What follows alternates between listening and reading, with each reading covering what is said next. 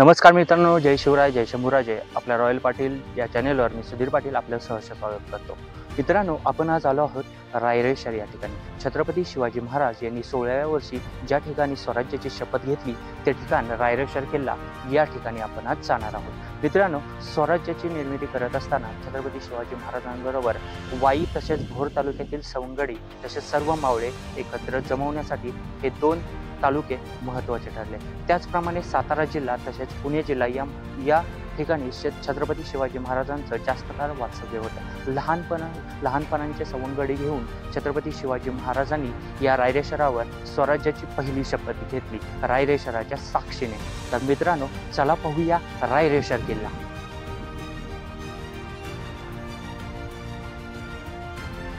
मित्रांनो, आपण पुण्यापासून आलात तर 116 किलोमीटर, तर मुंबईवरून 259 किलोमीटर. आपण मुंबई पुणे बेंगलोर हायवेवरून आलात तर नसरापूर, कापूर, नंतर सारोळा, शिंदेवाडी, भोर मार्गे आपण रायरेश्वर पठारावर पोहोचू शकतो. आपण साताऱ्यावरून आलात तर 64 किलोमीटर अंतरावर सातारवरून सातारा पुणे रोडवर पाचवड मार्गे वाई पुढे मेनवली रस्त्यावरून थेट आपण रायरेश्वर पठाराकडे पोहोचू शकतो.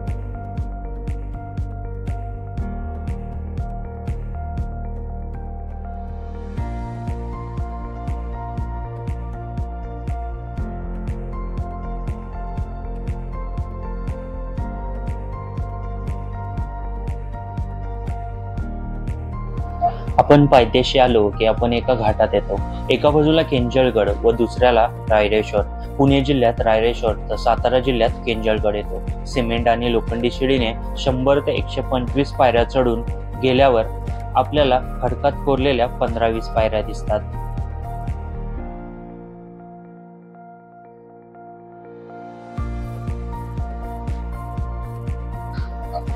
पूर्वी जेव्हा इथे शिडी लावली नव्हती तेव्हा गिर्यारोहण तंत्र वापरून या वाटेवरून चढावे लागत असे. सध्या मात्र भक्कम अशी लोखंडी शिडी आपल्याला पाहता येते.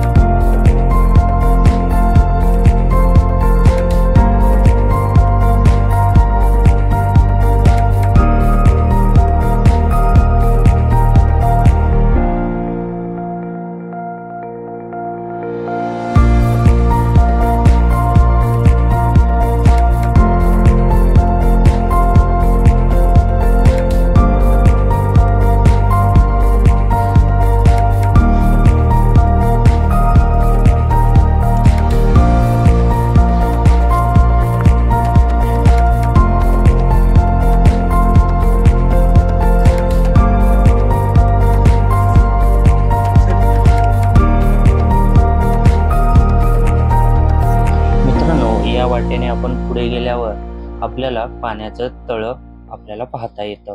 सरळ चालत या रस्त्याने जावं लागतं.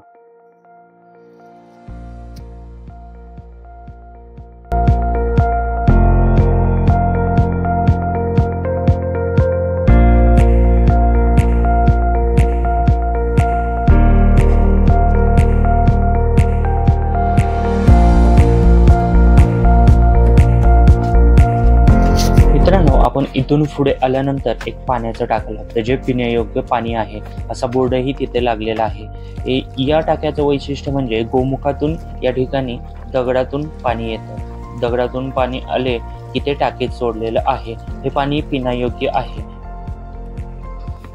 पाण्याची टाकी पाहिल्यानंतर आपल्याला एक नजरी पडतो तो लोखंडी पूल. इथे ओढा आहे.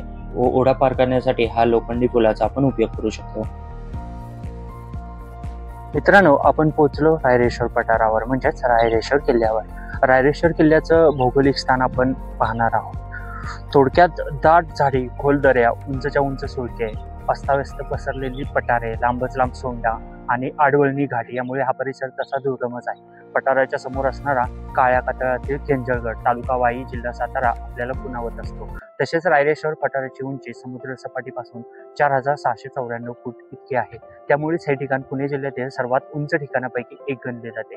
रायरेश्वर व केंजळगड ही दोन्ही ठिकाणे एकाच डोंगराच्या रांगेत असून यांना विभक्त करणारी खिंड आहे. या खिंडीतून पुढे गेल्यावर जवळच रायरेश्वराच्या पठाराचा कडा चढण्याची उपवनविभाग भोर यांनी लोखंडी शिडी उभारली आहे. म्हणजे आता जे आपण आलो ती शिडी. या वाटेला श्वानदरा, सुंदरा असं समजलं जातं. रायरेश्वराच्या खिंडीपासून सातारा जिल्ह्याची हद्द सुरू होते, तर पठाराच्या दुसऱ्या टोकाच्या पुढे रायगड जिल्ह्याची हद्द सुरू होते. या पठाराची लांबी सुमारे 12 किलोमीटर व रुंदी 1.5 किलोमीटर इतकी आहे. येथील पर्जन्यमान कोकणासारखे असल्याने संततधार पाऊस पडत असतो. पठारावर पडणाऱ्या पावसामुळे चारही दिशांना धबधबे कोसळत असतात. पावसाळ्यात पठारावरील रंगबिरंगी फुले व फुलपाखरे मन मोहून टाकत असतात. मित्रांनो, या गडावरील उंच टेकडीवरील टेंबीवर उभे राहिल्यास राजगड, तोरणा, सिंहगड, विचित्रगड, पुरंदर किल्ला, पांडवगड, कमळगड, नवरा नवरीचा डोंगर स्पष्टपणे दिसतात. पठाराच्या पश्चिमेच्या शेवटच्या टोकाला निसर्गरम्य असे नाकिंदा ठिकाण आहे. नाकिंदा ठिकाणाहून प्रतापगड, सिंहगड, मंगळगड, राजगड दिसतो. तसेच कोकण दर्शन होतं. इथं इको पॉइंट म्हणूनही आहे. येथेच भेकर असलेला भेकरमाळ आहे. याच गडावर सप्तरंगी माती आढळून येते. तर मित्रांनो, आपण जाणार आहोत रायरेश्वर किल्ल्यावर. छत्रपती शिवाजी महाराज यांच्या पदस्पर्शाने पावन झालेल्या या रायरेश्वर पठारावर किंवा रायरेश्वर किल्ल्यावर. तर चला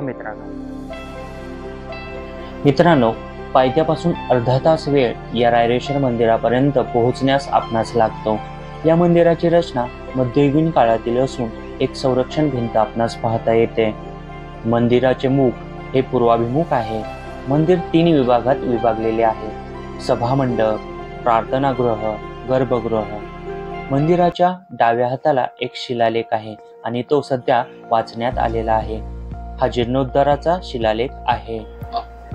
गर्भगृहात आल्यानंतर आपण रायरेश्वराचं दर्शन घेऊया. छत्रपती शिवाजी महाराज यांच्या पदस्पर्शाने पावन झालेले हे ठिकाण आहे.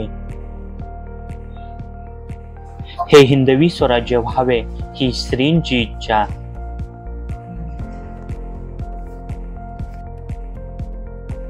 मंदिराचे गर्भगृह हे पूर्ण दगडामध्ये आहे.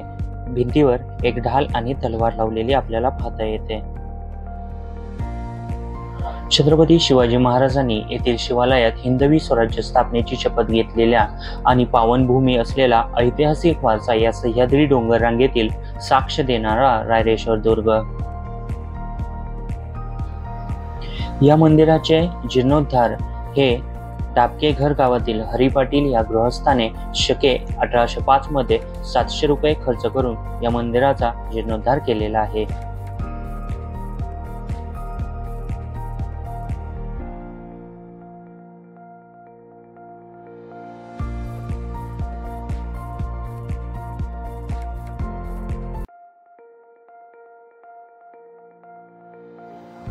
या पठारावर भात व इतर पिके घेतली जातात. पावसाळ्यानंतर या पठाराचे सौंदर्य अवर्णनीय असते.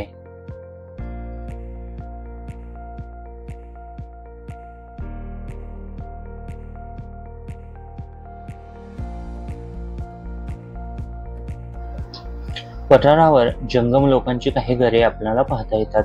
निसर्गाच्या अद्भुत पठारावर गुण्यागोविंदाने हे लोक वास्तव्य करत आहेत. मित्रांनो, निसर्गाचा तांडव पाहायचा असेल तर नक्की या रायरेश्वर पठाराला भेट द्या. हे ठिकाण उंचावर असून निसर्गाचे सौंदर्य एवढ्या उन्हाळ्यात डोळ्याचं पारणं फेडतंय. तर विचार करा पावसाळ्यानंतर कसं वाटेल.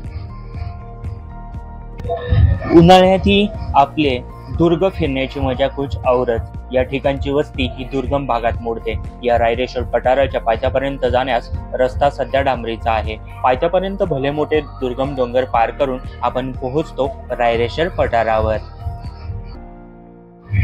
पावसाळ्यात जाताना या ठिकाणी योग्य ती काळजी आपण घ्यावी. वरपर्यंत मोठी वाहने जाण्यास अडथळे आहेत. छोटी वाहने वरपर्यंत जाऊ शकतात. दुर्गम भागात असून हे सुंदर असं ठिकाण आहे आणि या ठिकाणी छत्रपती शिवाजी महाराजांच्या पदस्पर्शाने पावन झालेली ही भूमी आहे. हे पठार पाहण्यासाठी आपण सर्वजण नक्की जावा. आपल्या फॅमिली सोबतही आपण जाऊ शकता. वरती जाण्यासाठी शिडीची वाट आहे. शिडीवरच्या पायऱ्या जपून पार कराव्या.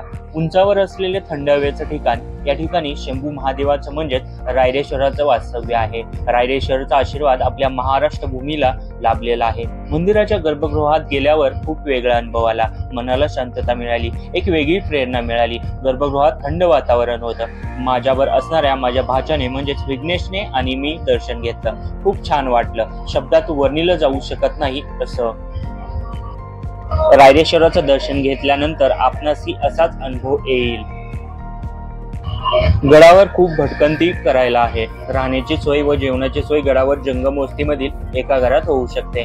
पण सकाळी लवकर गेल्यास पूर्ण पठार फिरून होऊ शकतं. काही ठिकाणी खूप जंगल आहे. उन्हाळ्यात पण थंडवा तिथे पाहायला मिळाला हे विशेष.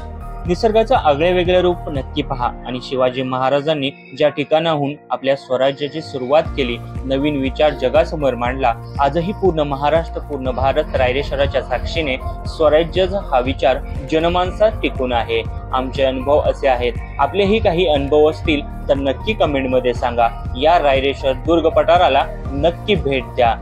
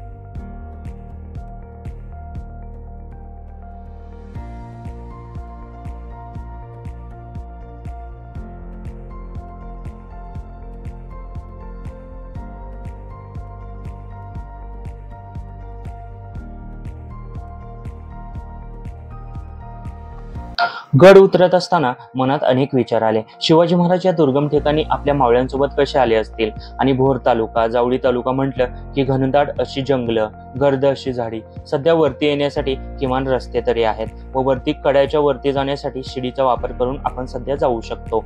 त्यावेळी या जंगलातून पायवाट असेल. आपले मावळे हे खूप धाडशी होते एवढं नक्की. आपल्याला सध्या शिडीवरून जाताना मनात धडकी भरते. पण शिवरायांचं नाव घेतलं आणि शिडी सैर केली. शिवराय या नावात एक अद्भुत शक्ती आहे हे नक्कीच. शिवराय आणि मावळ्यांनी केलेले कार्य हे आपल्यासाठी जगत असताना नवीन ऊर्जा मिळवून देते. एका छोट्या सुरुवातीने अथंग असे यश माणूस संपादन करू शकतो.